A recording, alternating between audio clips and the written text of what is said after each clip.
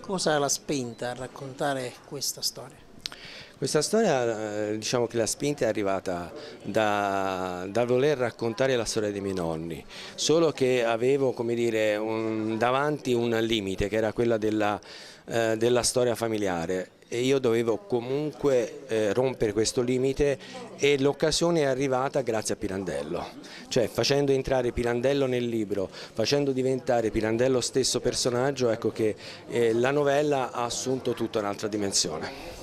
E così può parlare di truffa letteraria. Sì, certamente, è una truffa letteraria perché l'editor quando decide di continuare la sua storia e a quel punto lui decide in combutta col cugino, decide di continuare questa storia e di creare una truffa letteraria in modo che tutta la novella scritta da Pirandello sia un lancio per lui, un motivo perché lui possa sfruttare questa occasione diciamo, per una pura diciamo, ambizione terrena. Ecco. Il quaderno perduto di Pirandello, che romanzo è?